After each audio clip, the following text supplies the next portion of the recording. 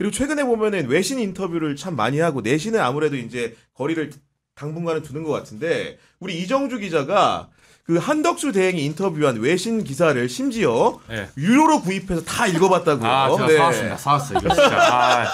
여러분 이렇게 지적재산권이 확보가 안 됩니다. 대한민국 그 언론들은. 물론 우리가 뭐 좋은 기사를 써야 되긴 하는데 네. 이게 2번 했어요 인터뷰를. 제가 이거 뽑아왔어요. 이게 파이낸셜 타임스랑 한 번 하고 이코노미스트랑 했죠. 네. 네. 그러니까 4월 17일. 4월 17일 날 그 파이낸셜 타임즈 둘 다 영국 매체거든요. 네. 그리고 이제 더 이코노미스트 이거는 4월 22일. 그러니까 주차됐는데 제가 이걸 왜 이렇게 사봤냐면 여러분 참고로 알려주세요. 이게 이제 아티클 하나인데 이런 데는 영미권은 아티클 하나 보려면 한 달에 8,900원 내야 돼요. 아, 하나 읽기 위해서. 이거 무료가 없다, 공짜가 없다 이런 그렇죠. 얘기죠. 8,900원 해놓고 1년 할인하면 뭐 35,000원이야. 그러면 마치 더 싸게 사용하는 것 같지. 나는 그거 하나 모르고 거면서 그렇게 제가 당했습니다. 이거 제가 구경영 여기 나오려고 네. 청구해도 되죠? 출연료. 아니 그거는 제가 좀 제작자 논의를 해볼게요. 아니 뭐 저희 지적재산권이니까. 그래서 제가 요지만 말씀드릴게요. 이게 여러 가지 문장 중에 제가 왜 이걸 봤냐면 사실 무조건 그 외신은 원문을 보는 저는 습관이 있거든요. 왜냐면은 공범을 보고 이제 자기들 유리한 것만 그렇죠. 홍보를 하니까. 네, 그죠? 네. 그리고 보통 기자들이 또 우리나라 그 국제부가 좀 바쁘기도 해요. 바쁘기도 하고 또 솔직히 말해서 국제 뉴스를 막 이렇게 행간을 쪼개가지고 해봤자 사람들이 조회수가 안 나와요. 그렇지. 예. 그리고 또 너무 현실적이다. 몇몇 매체는 돌려막기를 해. 그러니까 연합뉴스나 어디가 대표적인 거 쓰면 맞아요. 네. 네. 계속 우락가이로 돌리거든요. 그래서 제가 사실은 이거 처음 기사 하고 나서 안 사봤죠. 저도 대충 뭐 국내 이런 얘기 했겠구나 했는데 한도수가 딱 나오니까 이거 안 된다. 대선 후보가 될 거니까. 그렇죠. 네. 네. 그래서 무슨 말 했는지 정확하게 내가 봐야겠다. 그래서 봤는데 이게 파이낸셜 타임즈 에이프릴 그러니까 20일 4월 20일 날 한 거예요. 에이프릴 우리도 알아요. 그거는. 네. 여기 써 있어. 여기 써 있어. 4월이라고 해 그냥. 네, 죄송합니다. 네. 여기 크리스티안 데이비스 이 사람이 한 건데. 자, 내가 보기에 8,900원 사가지고 89만 원어치 팔아먹는다. 어차피 사가지고 팝하고 돌렸으면서 진짜. 아니, 팝하고 좀 약해서 딴 거 들었어. 네. 요새 챗 GPT가 잘해요. 네. 아무튼 네 번째 문단에 보면 제가 두 가지인데 하나 깜짝 놀란 게 이 사람이 이게 코테이션이 있거든요. 그러니까 미국 같은 경우는 영미권의 특징이 인터뷰를 쿼트로 다 따지 않아요. 자기들이 설명을 해줘. 풀어 쓰는구나. 네, 풀어 쓰다가 갑자기 네. 중요할 때 쿼트를 탁탁 들어가요. 그렇지. 네, 이거 한동훈 잘하는 거 있잖아. 한동훈 대표 이렇게 하는 거. 네, 영미권. 쌍따옴표. 네, 쌍따옴표 요건데 요거 중에 하나가 이런 문장이 있더라고요. 이제 한국 문장을 먼저 말씀드리면 우리의 산업 영향과 금융 발전, 문화 성장 부는 대부분 미국의 도움 덕분. 이라고 했다. 미국의 덕택이다. 네, 그럼 제가 이걸 원문을 찾아봤어요. 도대체 뭐라고 얘기했길래 이게 정확한 표현이에요. 그러니까 뭐 our industry progress 등등등 해갖고 due to the help from United States. 그러니까 due to 이게 미국의 덕분이다. due to가 뭐 때문이다. 그렇죠. 덕분이다. 너에게 다 달렸다 이 소리거든요. 아니 우리가 뭐 이룬 금융 발전이나 문화나 성장이 미국 도움 덕분이라고요? 일반론으로 일단은 굉장히 네. 친미적인 사람이다. 네. 네. 그리고 여기 전후 맥락이 뭐냐면 오늘날 한국을 있게 한 거는 미국의 역할이 컸다. 뭐 이런 식의 얘기를 해요. 그러면서 전반적인 맥락이 관세 협상을 하지 않겠다는 거예요. 그리고 여기 실제로 문장에 will not fight back이라고 이게 fight back이 맞서 싸우다. 네, 맞서 싸우지 않겠다. 파이트는 앞으로 가는 거고 back은 맞서 싸우는데 관세 협상은 제가 그 통상 전문가를 물어보면 협상은 기본적으로 싸움이에요. 당연하죠. 왜냐하면 네. 이건 관세를 25% 매길지 안 매길지가 제로숨 게임이거든요.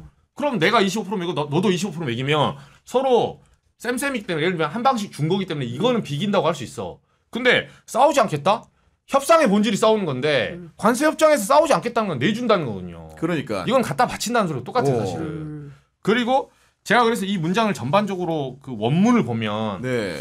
이거는 제가 표현한 게 아니라 이걸 똑같이 평가한 경제 이제 전문가나 이게 정치권 인사들 물어보면 이거는 친미 사대주의 발상이 뼛속까지 박혀 있어야 나오는 인터뷰다. 그러니까 일반론으로는 기본적으로 큰 범주 내에서는 친미 사대주의적 성향이 있는 것을 보이는 것이고 강론에도 그런 부분이 드러납니까? 그렇죠. 네. 이게 이제 몇 번째 문장인지 모르고 뒤에서 한 세 번째 문단 같아요. 네. 여기 보면 이제 구경 기자도 이거 알 건데 여기에 뭐가 있냐면 넷플릭스 얘기가 나오거든요. 넷플릭스 얘기가. 네, 이게 망 중립성이라고 이제 망 이용료 있잖아요. 그렇지. 이 문제가 있는데 요거는 이제 제가 나중에 자세히 말씀드릴게요. 파이낸스 타임즈와 이코노미스트가 동시에 하는 작전인데 제가 봤을 때는 작전을 짠 것 같아요. 앞에 커테이션을 달고 뒤에 이게 서술어를 푸는 방식이 있어요. 그게 뭐냐면 이런 식으로 풀어요.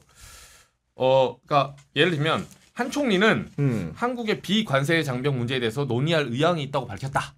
이거는 이제 한 총리의 의사죠. 그렇지. 그리고 밑에 문장이 바로 빨려 들어갑니다. 바로 탁 뭘 다냐면 이 논의할 의향이 있는 게 뭐냐면 미국은 오랫동안 이러이러한 사안에 대해서 불만 사항을 제기했다. 그래서 그 불만 사안 중에는 서울의 자동차 배기가스 규제. 우리 여기 못 들어오잖아요, 시내에. 네, 그거 안 달면 디젤 못 들어와요. 맞아요. 네. 그리고 불투명한 제약 가격 책정. 이거 지금 복제약 네. 얘기한 거거든요. 그리고 일부 미국산 쇠고기 수입 거부. 2008년 이후에 36개월 원령을 더 늘려라. 그렇죠. 네, 다 연락 이거야. 수입 그리고 원령을. 마지막에 네. 넷플릭스 같은 미국 컨텐츠 제공 업체에 대한 네트워크 이용료 부과. 이게 나옵니다. 야, 이거는 좀 제가 보기에 그 주제를 거론했다는 것만으로도 우리 네. 사업자들이 굉장히 네. 불이익을 받을 수 있는 대목으로 느껴지거든요. 이게 뭐냐면 이게 아는 사람도 있고 모르는 사람도 있겠지만 이 네 가지가 미국이 우리한테 가장 뺏어가고 싶은 항목 중에 하나예요. 이게. 당연하지. 네. 네. 그리고 넷플릭스 같은 경우는 그 국내 사업자들은 잘 이해를 못 하는데 지금 구글하고 넷플릭스가 우리나라 망을 쓴다는 거예요. 그러니까 SK 브로드밴드나 KT 인터넷 이런 거 그렇죠. 쓴다는 거잖아. 쉽게 얘기해서. 예. 공짜 아닙니다. 그러니까. 네이버하고 다 모든 다음 국내 사업자들 이용료를 지불하고 있어. 다 내죠. 망 이용료를. 네. 우리 도로 통행료 안 냅니까? 그렇지. 남산 갈 때 돈 안 내요? 네. 다 내요. 근데 남산에 나는 예를 들면 한 달에 한 번 가. 근데 나는 3,000원씩 내고 있거든. 근데 덤프 트럭으로 맨날 다니는 사람도 있어. 출퇴근하면서. 아, 정확한 비유다. 예. 네. 덤프 트럭 맨날 출퇴근하는데 그 사람은 한 푼도 안 내겠다는 거예요 지금. 왜냐면은 인터넷 사용량을 보면은 우리가 가장 많이 우리 국민들이 이용하는 게 거의 80%가 예를 들면 유튜브라고 한다면 네. 구글이고 그 다음이 넷플릭스거든. 그렇죠. 구글 넷플릭스가 망을 이용하는 빈도가 100에서 90, 10중 8구라고 보면 되는데 네. 그 사람들이 10중에 하나 이용하는 사람은 돈을 내는데 네. 자기들 안 내겠다는 협상을 좀 하겠다는 거잖아 그렇죠. 지금. 예. 안 그래도 지난번에 소송이 있었어요. SK랑 넷플릭스인데 맞아, 1심에서 네. 하다가 이제 2심 가서는 합의했어요. 원래는 우리가 그 사업자들이 이겼지. 국내 사업자들이 이겼지 예, 원래는. 예. 근데 했는데 2심 가서는 넷플릭스가 워낙 거대 사업자니까 SK가 머리를 돌려가지고 같이 합작 사업에서 가면 우리 거 상품 해달라 이렇게 해서 합의를 한 거예요. 그래서 이게 가이드라인이 없는데 유럽이나 그 빅테크 기업들 있죠. 요새 넷플릭스나 유튜브 물론 우리도 지금 유튜브 하고 있지만 네. 구글 감사합니다. 근데 망 이용료 내셔야죠. 구글 땡큐. 예, 땡큐는 땡큐고 네 거는 내라. 그치. 예, 근데 이거를 지금 열어달라는 거는 사실상 미국의 빅테크 기업이 전 세계를 파고들고 있는 하나의 산업전략 중에 여기 하나예요. 핵심이 뭐냐면은 이정주 기자의 이런 유료 구독이 없으면은 이런 내용들이 국내 언론 보도로는 알려진 바가 안 거의 나오죠. 없다는 겁니다. 예, 지금 이게. 제가 8,900원 결제해서 직접 봤습니다. 예, 아무도 보도를 안 해. 아무도. 이게 진짜 중요한 얘기네요. 아, 근데 그러니까요, 네. 사실 이제 이런 거예요. 이제 한덕수라는 사람에 대해서 분석할 때 그의 뭐 40년 지기 정도 되는 박지원 의원 뭐라고 평가를 하냐면 한덕수의 모든 세포는 친미로 구성이 되어 있다. 아, 친미로. 예, 친미로 구성되어 있다. 뼛속까지 친미주의자 한덕수. 이제 이렇게 표현을 해요. 근데 이제 그 관련해서는 이미 뭐 우석진 교수나 뭐 등등 경제 전문가들이 분석한 대로 다 퍼줄 결심을 한 거다.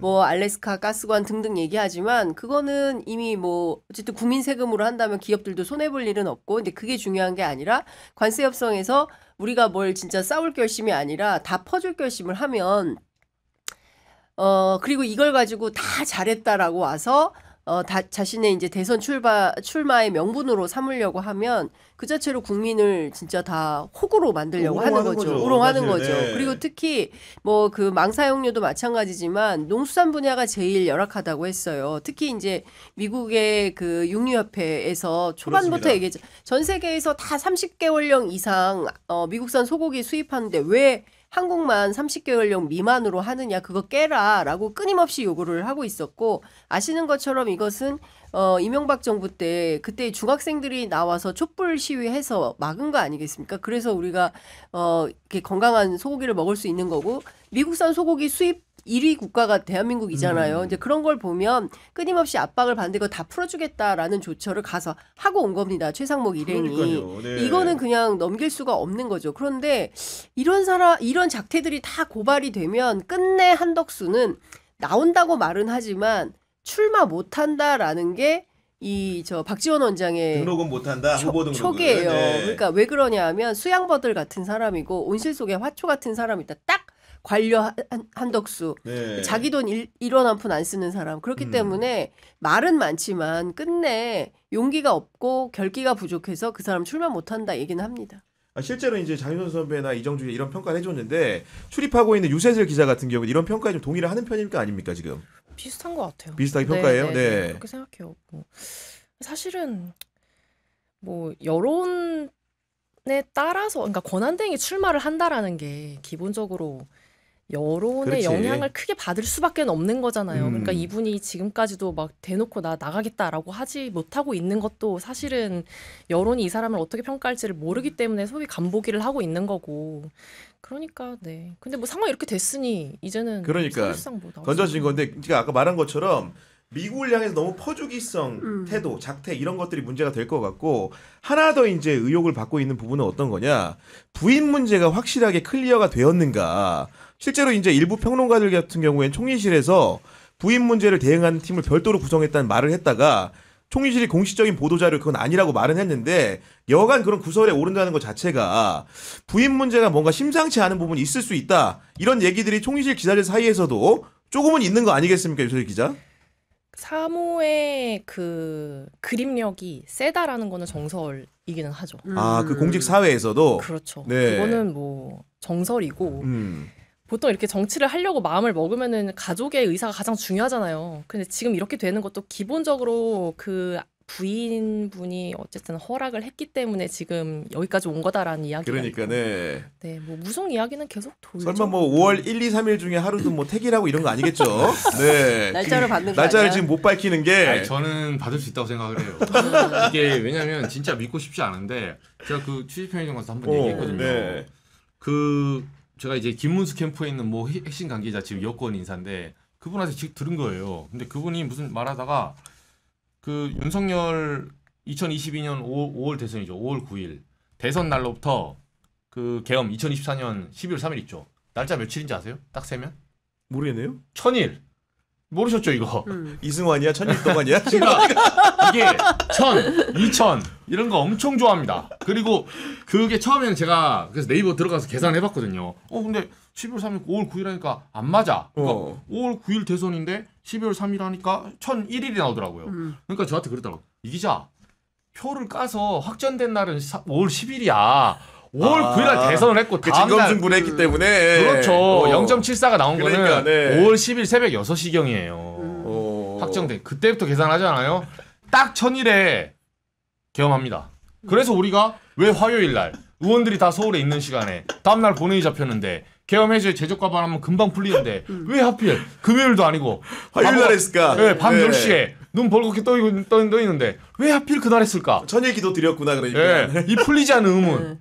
물론 저간의 사정이 있을지 몰라요. 근데 저는 그 1000일이라는 게 심상치 않은 숫자예요. 네. 그걸 제가 얘기한 게 아니라 보수 인사가 얘기해 주더라니까요. 아니 근데 그 얘기는 박지원 원장이 만약에 최종 후보가 한덕수가 된다면 그때는 본인이 작심하고 폭로한다고 했어요. 맞아요. 예, 그러니까 지금 이제 그 넣어두고 있는데 정말 나온다고 하면 그때는 내가 확실하게 폭로하겠다라는 게 있으니까 어마어마한 게 있는 것 같아요. 그러니까 그 자기들끼리만 아는 묵계 같은 게 있는데 그거를 이제 봉인 해제하고 발표한다는 네. 건데 무속에 관한 한 최하영 씨는 김건희 어머니급이다 이렇게 얘기를 했어요. 그러니까 뭐 그 유선희 기자한테 그랬잖아요. 보자마자 손꼽 봐준다고 하고 그렇죠. 뭐 가만히 이런 있어봐. 뭐 네. 관상 봐야 되니까. 인물화를 못 맞아요. 그린다 그랬다면서요.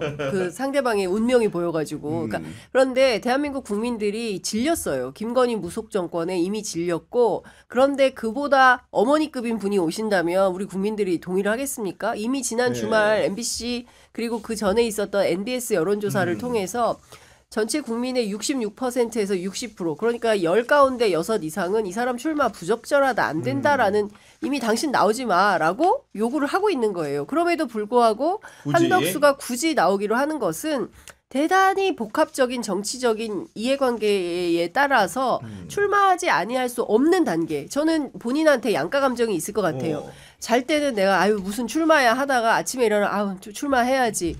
여러 군데에서 요구를 받을 것이고 뭐 이미 기자들은 다 알지만 이미 누가 좌장이에요. 원희룡. 친윤의 핵심 원희룡이 좌장으로 캠프를 꾸리고 있고 다 그 사람들 하고 있는 거 아니겠습니까? 그러니까 일정 부분은 끌려가는 요소도 있을 수 있겠다라는 생각을 좀 합니다. 전 이 대목에서 결론적으로 이제 국민의힘 후보와 뭔가 이제 여론조사든 어떤 방식으로든 간에 후보를 정해야 되는 문제가 지금 당면에 있는데 그 홍준표 후보가 오늘 이제 경선 관련해 가지고 얘기하면서 이제 발표되기 전에 한 말을 통해서 이렇게 얘기를 했는데 지금 2명으로 추리게 되면은 1명으로 최종 결선해 가지고 한덕수랑 단일화하는 게 아니고 지금 최종 2명 가지고 3명 합쳐서 원샷 경선 이 얘기를 했는데 이분이 본인의 결과는 분명히 알았을 거고 이 얘기를 지금 왜 했을까? 이게 굉장히 개인적으로 궁금했거든요. 어떻게 생각하십니까? 아 저는 그 한덕수 그 대행이 오늘 아침에 보면 김기현 전 원내대표가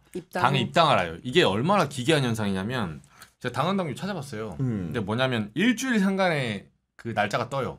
그게 무슨 말이냐면 5월 3일 날 국민의힘의 대선 후보가 결정이 됩니다. 그렇죠. 그리고 5월 10일 날 후보 등록을 해야 돼요. 그렇지. 네, 이거는 공식 후보 등록이거든요. 둘 다 그러니까 토요일이야. 이건 무슨 네. 당이든 다 할 수 있는 모든 국민이.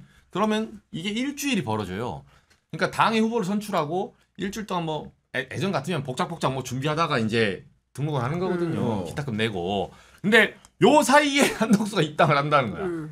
그냥 무소속으로 나오게 되면 선거법 위반 소지가 있더라고요. 그러니까 당의 의원들이 바깥에 있는 한덕수를 돕게 되면 아 그거 자체가 문제다. 그렇죠. 이게 소지가 있어요. 왜냐면 그럼 의원들이 탈당을 해야 돼. 탈당을 하면 돼요. 근데 탈당해서 막상 다시 돌아오기 쉽지 않아요 생각보다. 그래서 그 리스크 때문에 한덕수 대행 보고 들어오라는 거예요 지금. 이 일주일 사이에. 그럼 제가 물어봤죠. 아니 그럼 여기 파이널 끝나가지고 후보가 결정돼 있는데 일주일 사이에 밖에서 굴러온들이 턱 들어와서 이거를 파이널을 한다? 이런 경우가 있습니까? 너무 그러니까 이상하지. 없죠. 없는데 이것도 입법 흥겨는 게 이런 경우가 없기 때문에 불법도 아니에요. 이게. 근데 누가 뭐 가처분이나 이런 소송을 제기할 수는 있을 것 같아요. 출마가 가능한 거냐. 아니 근데 모든 거를 이제 그 정치의 사법화가 심각하긴 한데 이 부분은 좀 따져봐야 되겠다라는 생각이 좀 들고. 근데 최종 후보로 한덕수가 선출이 된다 한들 결국 국민의 선택은 못 받을 거거든요. 그러니까 지금 이 분위기면 뭐 누가 나온들 굉장히 어려워요. 왜? 이번 선거는 분명한 내란 심판 선거이기 때문에 그 부분에 대해서는 중도 표심이 바꾼 적이 없어요. 계속 일관돼요. 12월 3일 비상계엄부터 지금 뭐 곧 5월이 되고 D-35일인데 별로 이 흐름이 바뀌지 않는단 말이에요. 근데 그럼에도 불구하고 이 사람들이 이렇게까지 목리를 부리는 것은 결국은 그냥 당권 때문에 저러는 거다. 한덕수 간판 세우고 그리고 친윤의 생존 전략으로 쓰려고 하는 거 아니냐. 이 게임에서 절대로 한동훈에게 당권을 뺏겨서는 안 된다라는 게 절체절명의 과제로 선배 생각하는 말씀이 정말 맞을 것 같은데 저는 홍준표가 굳이 그 나머지 이제 최종 후보 2명과 경선을 한덕수를 붙이라고 했다는 얘기는 셋이 경선을 하게 되면 개인적으로 지금 직감적으로 판단하기에는 한동훈한테 유리할 것 같거든. 유리하죠. 근데 그런 경선을 왜 홍준표가 던지고 나갔냐는 것이고 심지어는 방금 얘기 들어봤더니 홍준표가 탈당했다는 거 아닙니까? 그렇죠. 탈당하고 원샷 경선을 셋이 하라는 의미. 그 함의가 홍준표가 뭔가 삐졌다. 그런 느낌이 온다는 겁니다, 지금. 깽판 친다, 깽판 쳐. 친다, 지금. 굳이 말하면 네. 방금까지 내 우물이었는데 여기다 구청물 뿌리고 나가. 먹던 우물에 침 확 뱉고 나가는 거다. 탈당한 건 맞는 거죠, 지금. 탈당했죠. 속보여 네. 나오는데요. 페이스북에 자기가 올렸더라고요. 탈당하겠다. 근데 이것도 홍준표 후보가 얼마나 그 정치적으로 빠르냐면 다 계산된 겁니다. 제가 봤을 때. 아, 그러니까. 오늘 아침부터 그러면 3인 경선 하라 그러고 나는 탈당해야겠다. 3인 경선을 할까요? 난 안 한다고 봐요. 안 받죠. 안 받아요. 절대 안 받아요. 물론 한동훈은 주장하겠죠. 그렇지. 한동훈 주장. 이 게임의 시작은 왜 결선이 생겼습니까? 국민의힘에 없던 룰이 생긴 거예요. 그렇죠. 이 결선 투표라는 게.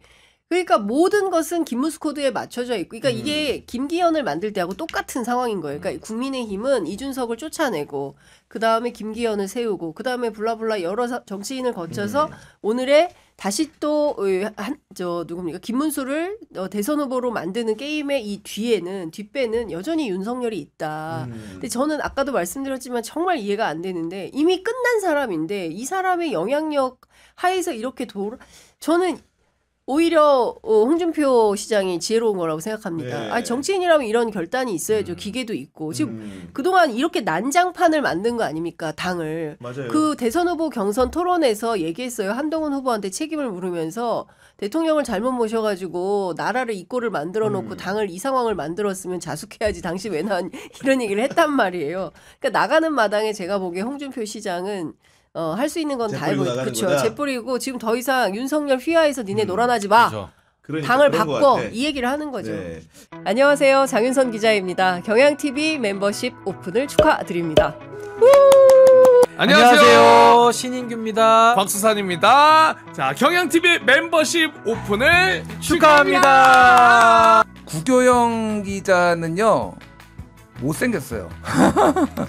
이게 농담인데 얼굴로 승부 보거나 잔재주를 피우거나 이런 사람이 아닙니다. 예전에 검찰에 오래 출입도 했고 그러는데 정말로 고된 상황에서도 끝까지 본인의 책임을 완수하려는 그런 성실함이 좋았고 또 하나는 굉장히 유머러스가 합니다. 사실 그래서 구교영이 처음 만난다라고 했을 때 이 프로그램 만든다고 했을 때 그래 경향에는 구교영이 있었어 이 생각을 했거든요. 구교영 덕분에 또 경향TV가 빠르게 성장할 수 있지 않았을까 그 생각을 하고요. 저도 미약 하나만 도움이 될 수 있도록 노력하겠습니다.